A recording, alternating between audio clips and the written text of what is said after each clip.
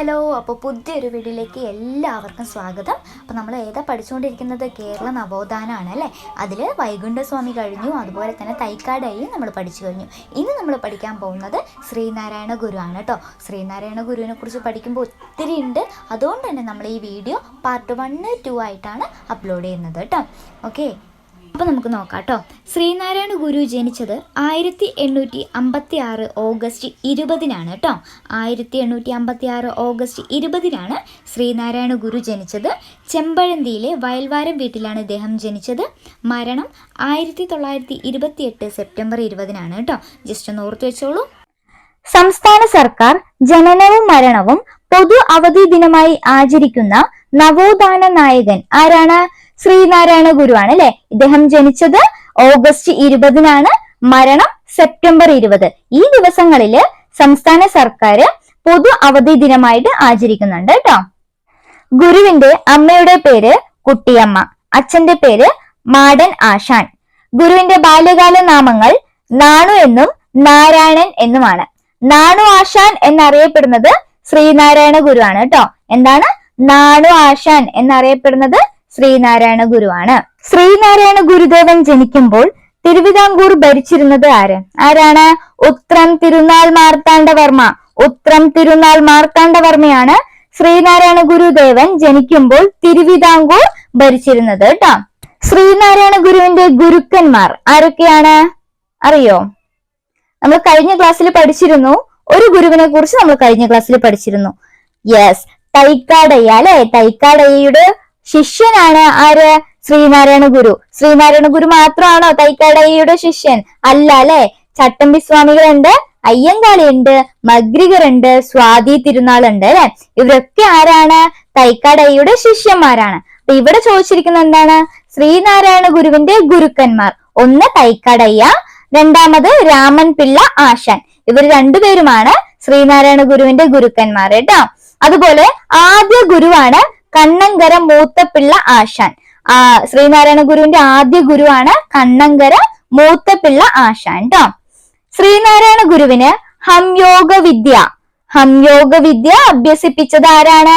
നമുക്കറിയാം, ഹംയോഗോപദേഷ്ട എന്നറിയപ്പെടുന്ന തൈക്കാട് അയ്യയാണ് ഗുരുവിന് ഹംയോഗ വിദ്യ അഭ്യസിപ്പിച്ചത് കേട്ടോ. നമുക്ക് ശ്രീനാരായണ ഗുരുവുമായി ബന്ധപ്പെട്ട വിശേഷണങ്ങൾ എന്തൊക്കെയാണെന്ന് നോക്കാം കേട്ടോ. ആധുനിക കേരള നവോത്ഥാന നായകനാണ് ആര്? ഗുരു ട്ടോ. അതുപോലെ കേരള നവോത്ഥാനത്തിന്റെ പിതാവും കൂടെയാണ് ശ്രീനാരായണ ഗുരു. രണ്ടാം ബുദ്ധൻ എന്നറിയപ്പെടുന്നത് ആരാണ്? ശ്രീനാരായണ ഗുരുവാണ്. ഇങ്ങനെ ആധുനിക കേരള നവോത്ഥാന നായകനാണ് ശ്രീനാരായണ ഗുരു. കേരള നവോത്ഥാനത്തിന്റെ പിതാവാണ് ശ്രീനാരായണ ഗുരു.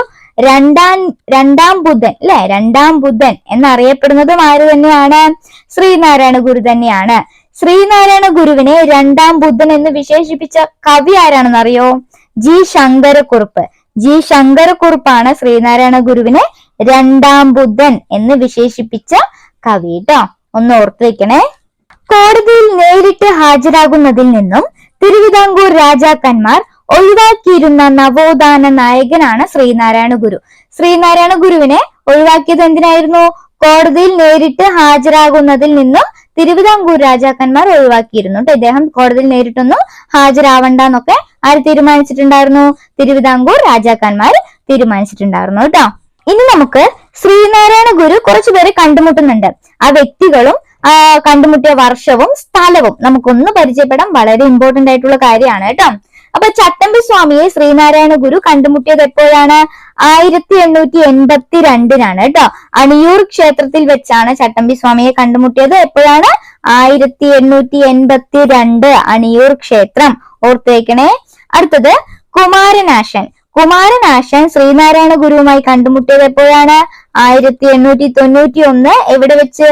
കായിക്കരയിൽ വെച്ചാണ് കുമാരനാശാൻ ശ്രീനാരായണ ഗുരുവിനെ കണ്ടുമുട്ടിയത്. 1891. ശ്രീനാരായണ ഗുരുവും ഡോക്ടർ പൽപ്പുവും കണ്ടുമുട്ടിയത് 1895-ലാണ്. 1895-ലാണ് ഗുരുവും ഡോക്ടർ പൽപ്പുവും കണ്ടുമുട്ടിയത്. എവിടെ വെച്ചാണ്? ബാംഗ്ലൂരിൽ വെച്ചാണ് കേട്ടോ കണ്ടുമുട്ടിയത്. ഇനി അയ്യങ്കാളിയും ശ്രീനാരായണ ഗുരുവും കണ്ടുമുട്ടിയത് 1912-ലാണ് കേട്ടോ. 1912-ലാണ് ബാലരാമപുരത്ത് വെച്ചാണ് ഗുരുവും അയ്യങ്കാളിയും തമ്മിൽ കണ്ടുമുട്ടിയത്. തീർന്നില്ല, ഇനിയും ഒരുപാട് പേരെ ശ്രീനാരായണ ഗുരു കണ്ടുമുട്ടിയിട്ടുണ്ട് കേട്ടോ. നമുക്ക് നോക്കാം. വാഗ്ഭടാനന്ദൻ. ശ്രീനാരായണ ഗുരുവും വാഗ്ഭടാനന്ദനും കണ്ടുമുട്ടിയത് 1914 അദ്വൈതാശ്രമത്തിൽ വെച്ചാണ് കേട്ടോ കണ്ടുമുട്ടിയത്. വാഗ്ഭടാനന്ദനും ഗുരുവും കണ്ടുമുട്ടിയത് 1914 അദ്വൈതാശ്രമം. ഇനി രമണ മഹർഷിയും ഗുരുവും കണ്ടുമുട്ടിയത് 1916 തിരുവണ്ണാമല അല്ലെ. തിരുവണ്ണാമലയിൽ വെച്ചാണ് രമണ മഹർഷിയും ഗുരുവും കണ്ടുമുട്ടിയത്. എപ്പോഴാണ്? 1916. ഇനി ടാഗോറും ഗുരുവും കണ്ടുമുട്ടിയിരുന്നു. അത് 1922 നവംബർ 22 ശിവഗിരിയിൽ വെച്ചാണ് കേട്ടോ. അപ്പൊ ശിവഗിരിയിൽ വെച്ചാണ് ഗുരുവും ടാഗോറും കണ്ടുമുട്ടിയത്. വർഷവും ഡേറ്റും എപ്പോഴാണ്? 1922 നവംബർ 22 കേട്ടോ. അത് ഓർത്തു വയ്ക്കാൻ എളുപ്പമാണല്ലോ. 1922 നവംബർ 22. ഇപ്പൊ 22 കേട്ടോ. ഇനി അടുത്തത് ഗാന്ധിജി. ഗുരുവും ഗാന്ധിജിയും കണ്ടുമുട്ടിയത് 1925 മാർച്ച് 12 ശിവഗിരിയിൽ വെച്ച് തന്നെയാണ്. അപ്പൊ ടാഗോറും ഗാന്ധിജിയെയും ശ്രീനാരായണ ഗുരു കണ്ടുമുട്ടിയത് എവിടെ വെച്ച് തന്നെയാണ്? ശിവഗിരിയിൽ വെച്ച് തന്നെയാണ്. പക്ഷെ 3 വർഷം ഡിഫറൻറ്റ് ഉണ്ട്. 1922 ടാഗോറും 1925 ഗാന്ധിജിയുമാണ് കേട്ടോ. അന്ന് ഓർത്തു വെക്കണേ. അപ്പൊ ഗാന്ധിജിയെ കണ്ടുമുട്ടിയത് എപ്പോഴാണ്? 1925 മാർച്ച് 12 ശിവഗിരിയിൽ വെച്ച്. ഒന്ന് നല്ല രീതിയിലൊന്ന് നോക്കി വെക്കണേ. ഏതൊക്കെ? ടാഗോറും ഗാന്ധിജിയും ഉണ്ടോ. ശ്രീനാരായണ ഗുരുവിനെ ടാഗോർ സന്ദർശിക്കുന്ന സമയത്ത് എപ്പോഴാണ് കണ്ടുമുട്ടിയത്? 1922 നവംബർ 22 ശിവഗിരിയിൽ വെച്ചാണ് നമ്മൾ നേരത്തെ പഠിച്ചു അല്ലെ. ഈ ഒരു സമയത്ത് ടാഗോറിനോടൊപ്പം ഒരു വ്യക്തി കൂടെ ഉണ്ടായിരുന്നു ശ്രീനാരായണ ഗുരുവിനെ കാണാൻ. ആരാണെന്നറിയാമോ? പറഞ്ഞുതരാം. CF ആൻഡ്രൂസ് ആണ് കേട്ടോ. CF ആൻഡ്രൂസ് ആണ്. അതായത് ദിനബന്ധു എന്നൊക്കെ പറയും ഇദ്ദേഹത്തെ. അപ്പൊ CF ആൻഡ്രൂസ് ആണ് ശ്രീനാരായണ ഗുരുവിനെ ടാഗോർ സന്ദർശിക്കുന്ന സമയത്ത് ടാഗോറിനോടൊപ്പം ഉണ്ടായിരുന്ന വ്യക്തി. ആരാണ്? CF Andrews. ഞാൻ ദൈവത്തെ മനുഷ്യരൂപത്തിൽ കണ്ടു എന്ന് ശ്രീനാരായണ ഗുരുവിനെ കുറിച്ച് പറഞ്ഞത് ആരാണെന്നറിയോ? ഇദ്ദേഹം തന്നെയാണ്. അതായത് CF ആൻഡ്രൂസ് തന്നെയാണ് ഞാൻ ദൈവത്തെ മനുഷ്യരൂപത്തിൽ കണ്ടു എന്ന് ശ്രീനാരായണ ഗുരുവിനെ കുറിച്ച് പറഞ്ഞത്. CF ആൻഡ്രൂസ് ആണ് കേട്ടോ. ഞാൻ ലോകത്തിന്റെ നാനാഭാഗങ്ങളിൽ സഞ്ചരിച്ചു വരികയാണ്. ഇതിനിടയ്ക്ക് പല സിദ്ധന്മാരെയും മഹർഷിമാരെയും കണ്ടിട്ടുണ്ട്. എന്നാൽ ശ്രീനാരായണ ഗുരുവിനേക്കാൾ മികച്ചത് ആരുമില്ല എന്ന് ശ്രീനാരായണ ഗുരുവിനെ കുറിച്ച് പറഞ്ഞത് ആരാണെന്നറിയാമോ? ആരാണെന്നറിയോ? പറഞ്ഞുതരാട്ടോ. ടാഗോർ ആണ് ഇങ്ങനെ പറഞ്ഞത് കേട്ടോ. ഞാൻ ലോകത്തിന്റെ നാനാഭാഗങ്ങളിൽ സന്ദർശിച്ചു വരികയാണ്. ഇതിനിടയ്ക്ക് പല സിദ്ധന്മാരെയും മഹർഷിമാരെയും കണ്ടിട്ടുണ്ട്. എന്നാൽ ശ്രീനാരായണ ഗുരുവിനേക്കാൾ മികച്ചത് ആരുമില്ല എന്ന് പറഞ്ഞത് ടാഗോർ ആണ് കേട്ടോ. ഞാൻ ദൈവത്തെ മനുഷ്യരൂപത്തിൽ കണ്ടു എന്ന് പറഞ്ഞത് ആരാണ്? ടാഗോറിനോടൊപ്പം വന്ന വ്യക്തിയാണ് അല്ലെ. ആര്? CF ആൻഡ്രൂസ് ആണ് ശ്രീനാരായണ ഗുരുവിനെ കുറിച്ച് പറഞ്ഞത്. എങ്ങനെ? ഞാൻ ദൈവത്തെ മനുഷ്യരൂപത്തിൽ കണ്ടു എന്ന് പറഞ്ഞത് കേട്ടോ. രണ്ടൊന്ന് ഓർത്തു വെക്കണേ, മാറിപ്പോവരുത്. 1881 ശ്രീനാരായണ ഗുരു സ്കൂൾ സ്ഥാപിച്ച സ്ഥലം ഏതാണ്? ഏത് സ്ഥലത്താണ്? അഞ്ചുതെങ്ങിലാണ് കേട്ടോ. അഞ്ചുതെങ്ങിലാണ് 1881 ഗുരു സ്കൂൾ സ്ഥാപിച്ച സ്ഥലം. എവിടെ? അഞ്ചുതെങ്ങ് കേട്ടോ. ശ്രീനാരായണ ഗുരു തപസ് അനുഷ്ഠിച്ച മരുത്വാമലയിലെ ഗുഹ ഏതാണെന്നറിയോ? പിള്ളത്തടം ഗുഹ കേട്ടോ. അപ്പൊ ശ്രീനാരായണ ഗുരു തപസ് അനുഷ്ഠിച്ച മരുത്വാമലയിലെ ഗുഹ ഏതാണ്? പിള്ളത്തടം ഗുഹയാണ് കേട്ടോ. അരുവിപ്പുറം വിപ്ലവം എന്നറിയപ്പെടുന്നത് ഏതാണ്? അരുവിപ്പുറം വിപ്ലവം എന്നറിയപ്പെടുന്നത് അരുവിപ്പുറം ശിവപ്രതിഷ്ഠയെയാണ് അരുവിപ്പുറം വിപ്ലവം എന്നറിയപ്പെടുന്നത് കേട്ടോ. എന്താണ്? അരുവിപ്പുറം ശിവപ്രതിഷ്ഠയെയാണ് അരുവിപ്പുറം വിപ്ലവം എന്ന് അറിയപ്പെടുന്നത്. അരുവിപ്പുറത്ത് ശിവക്ഷേത്രം പണി കഴിപ്പിച്ച വർഷം ഏതാണ്? ഇത് ചോദിച്ചിട്ടുള്ളതാണ് കേട്ടോ. അരുവിപ്പുറത്ത് ശിവക്ഷേത്രം പണി കഴിപ്പിച്ച വർഷമാണ് 1887. എപ്പോഴാണ്? 1887 അരുവിപ്പുറത്ത് ശിവക്ഷേത്രം പണി കഴിപ്പിച്ചു. ഓക്കെ. ശ്രീനാരായണ ഗുരു അരുവിപ്പുറം പ്രതിഷ്ഠ നടത്തിയ വർഷമാണ് അടുത്ത വർഷം. അതായത് 1887 ശിവക്ഷേത്രം പണി കഴിപ്പിച്ചു. അതിന്റെ അടുത്ത വർഷം ശ്രീനാരായണ ഗുരു അരുവിപ്പുറം പ്രതിഷ്ഠ നടത്തി. അപ്പൊ 1888 ശ്രീനാരായണ ഗുരു അരുവിപ്പുറം പ്രതിഷ്ഠ നടത്തിയത് കേട്ടോ. നെയ്യാറിൽ നിന്നെടുത്ത കല്ലുകൊണ്ടാണ് പ്രതിഷ്ഠ നടത്തിയത്. എവിടെ നിന്നെടുത്തതാണ്? നെയ്യാറിൽ നിന്നെടുത്ത കല്ലുകൊണ്ടാണ് പ്രതിഷ്ഠ നടത്തിയത് കേട്ടോ. അരുവിപ്പുറം ക്ഷേത്രയോഗം, അതായത് വാവൂട്ട് യോഗം. അരുവിപ്പുറം ക്ഷേത്രയോഗത്തിന്റെ മറ്റൊരു പേരാണ് വാവൂട്ട് യോഗം. ഇത് രൂപവൽക്കരിച്ച വർഷം എപ്പോഴാണ്? 1898 കേട്ടോ. അതായത് ശ്രീനാരായണ ഗുരു അരുവിപ്പുറം പ്രതിഷ്ഠ നടത്തിയത് എപ്പോഴാണ്? 1888 അല്ലെ. അത് കഴിഞ്ഞൊരു 10 വർഷം കഴിഞ്ഞിട്ടാണ് അരുവിപ്പുറം ക്ഷേത്രയോഗം, അതായത് വാവൂട്ട് യോഗം രൂപവൽക്കരിച്ചത്. എപ്പോഴാണ്? 1898. ജാതിഭേദം മതദേശമേതുമില്ലാതെ സർവരും സോദരത്വേന വാഴുന്ന മാതൃസ്ഥാനമാണിത് എന്നിങ്ങനെ എഴുതിയത് എവിടെയാണ്? അതായത് ജാതിഭേദം മതദേശമേതുമില്ലാതെ സർവരും സോദരത്വേന വാഴുന്ന മാതൃസ്ഥാനമാണിത് എന്നിങ്ങനെ എഴുതിയത് എവിടെയാണെന്ന് അറിയാമോ? ഇത് ചോദിച്ചിട്ടുള്ളതാണ്. അരുവിപ്പുറം ക്ഷേത്ര ഭിത്തിയിലാണ് ഇങ്ങനെ എഴുതിയിട്ടുള്ളത് കേട്ടോ.